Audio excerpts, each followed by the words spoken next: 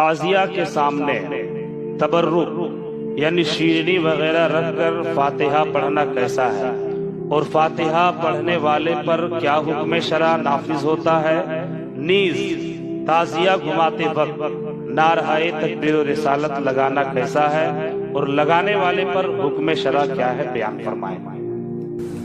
10 محرم والے دن جلوس نکالنا، تعزیہ داری کرنا اور تعزیوں کے پاس کھانے کی چیزیں رکھ کر اس پر فاتحہ لگانا، نیز تعزیوں کو لے کر گلی محلوں میں گھومتے ہوئے نعرہ تکبیر و رسالت بلند کرنا، ان سب کا شرعاً کیا حکم ہے؟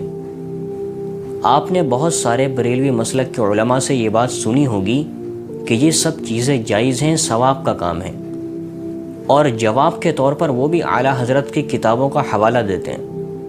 لیکن آج اس ویڈیو کے اندر میں آپ کو بریلوی مسلک ہی کے ایک بڑے عالم کا ویڈیو دکھانے والا ہوں، جن کا نام ہے مفتی شمشاد احمد مصباحی۔ ان سے کسی جلسے کے درمیان کسی شخص نے یہ سوال کیا کہ حضرت یہ بتائیے کہ 10 محرم والے دن تعزیہ داری کرنا، اس کے آس پاس تبرکات رکھ کر اس پر فاتحہ لگانا، نیز تعزیوں کو لے کر گلی محلوں میں گھومتے ہوئے نعرہ تکبیر و رسالت بلند کرنا، یہ سب کیسا ہے؟ اس کا شرعاً کیا حکم ہے، اور جو یہ کام کرے اس پر کیا حکم شرع نافذ ہوگا؟ تو انہوں نے اس کا کیا جواب دیا ہے، آپ خود ہی ان کی ویڈیو دیکھ لیجئے، اس کے بعد پھر ہم کچھ بات کرتے ہیں۔ تعزیہ کے سامنے تبرک یعنی شیرینی وغیرہ رکھ کر فاتحہ پڑھنا کیسا ہے، اور فاتحہ پڑھنے والے پر کیا حکم شرع نافذ ہوتا ہے؟ نیز تعزیہ گھماتے وقت نعرۂ تکبیر و رسالت لگانا کیسا ہے، اور لگانے والے پر حکم شرع کیا ہے، بیان فرمائیں۔ دیکھیے، تعزیہ کی 2 جہت ہے۔ اعلیٰ حضرت امام احمد رضا نے اس موضوع پر پورا رسالہ ہی لکھا، اعالی الافادہ فی تعزیت الہند والبنگالہ۔ اس میں آپ نے لکھا ہے کہ تعزیہ داری کی اصل بس اتنی سی تھی کہ حضرت امام حسین کے روضے کی صحیح نقل بنا کر ایک جگہ رکھ دیا جائے اور اس کی زیارت کی جائے، اس میں کوئی حرج نہیں۔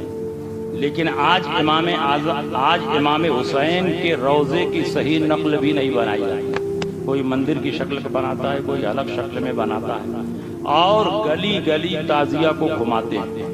اس کے ساتھ عورتیں بھی چلتی ہیں، مرد بھی ہوتے ہیں، عورتیں گیت گاتی ہیں، مرد مرثیہ پڑھتے ہیں، ڈھول تاشے بجاتے ہیں، اور اس کے علاوہ بھی بہت سارے بدعات و منکرات انجام دیے جاتے ہیں۔ تو یہ سب ناجائز ہے، حرام ہے، اور تعزیہ کے پاس شیرینی رکھ کر فاتحہ کرنا یہ بھی ناجائز ہے، اور یہ سمجھنا کہ یہ امام حسین کی جلوہ گاہ ہے، یہ بدعت ہے اور گمراہی کی طرف جانے والا عقیدہ۔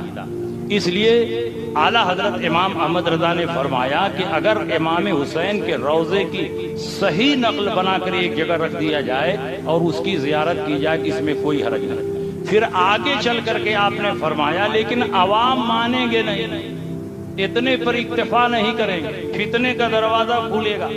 اس لیے آج کے دور میں فتنے کا دروازہ بند کرنے کے لیے یہی حکم ہے کہ وہ بھی نہ کریں۔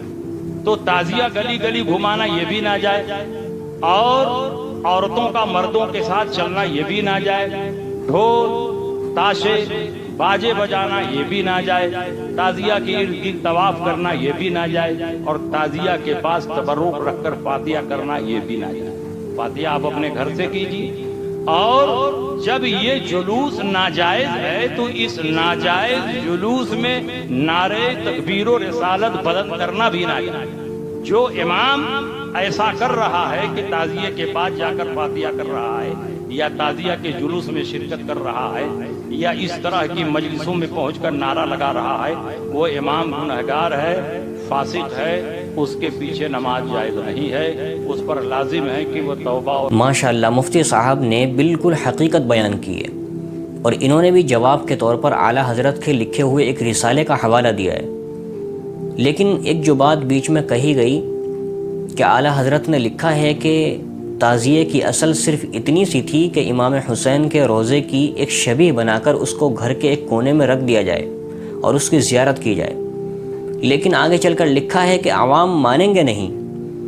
تو حضرت جب آپ کو معلوم تھا کہ عوام نہیں مانے گی اور وہ اس سے 2 قدم آگے بڑھ کر بدعت، خرافات اور رسومات میں اور زیادہ بڑھ جائے گی، تو آپ نے ایسی چیز کا حکم ہی کیوں دیا؟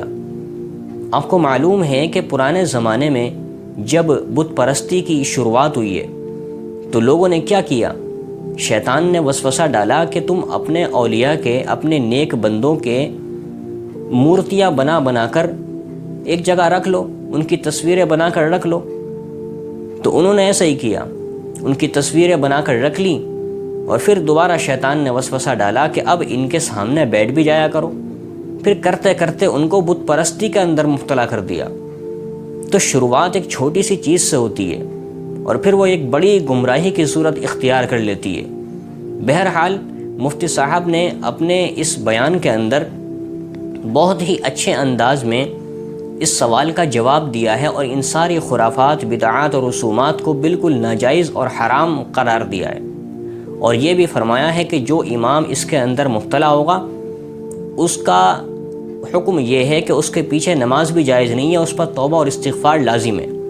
تو اب سوال یہ اٹھتا ہے کہ کیا بریلوی عوام اپنے علماء کی ان باتوں کو اب ماننے کے لیے تیار ہے؟ کیا مفتی صاحب کی ان باتوں کو عوام مانے گی؟ بھائی مجھے نہیں لگتا کہ عوام اتنی آسانی سے اب ان باتوں کو ماننے والی ہے، کیونکہ عوام اب ان خرافات اور بدعات اور رسومات کے اندر اس قدر مبتلا ہو چکی ہے کہ وہ حد سے تجاوز کر چکی ہے، اور ان کے سامنے اب آپ کتنا ہی چیختے چلاتے رہیے، ان کی سمجھ میں آنے والا نہیں ہے۔ کاش کہ آپ نے پہلے ہی عوام کو ان ساری خرافات سے روک لیا ہوتا تو آج یہ نوبت نہ آتی۔ بہرحال مفتی صاحب کے اس جذبے کو، ان کی اس جرت کو ہم اپریشیٹ کرتے ہیں اور دعا کرتے ہیں کہ اللہ تعالیٰ ان کے اندر ایسے ہی حق بولنے والے علماء پیدا فرمائے۔ اب میں ملوں گا آپ سے ایک ایسی ہی نئی انٹرسٹنگ ویڈیو میں۔ اگر آپ نے چینل کو سبسکرائب نہیں کیا ہے تو چینل کو سبسکرائب کر لیجئے اور ساتھ ہی ساتھ بیل آئیکن کو بھی پریس کر لیجئے اور ویڈیو کو زیادہ سے زیادہ شیئر کیجئے۔ اللہ تعالیٰ عمل کی توفیق عطا فرمائے۔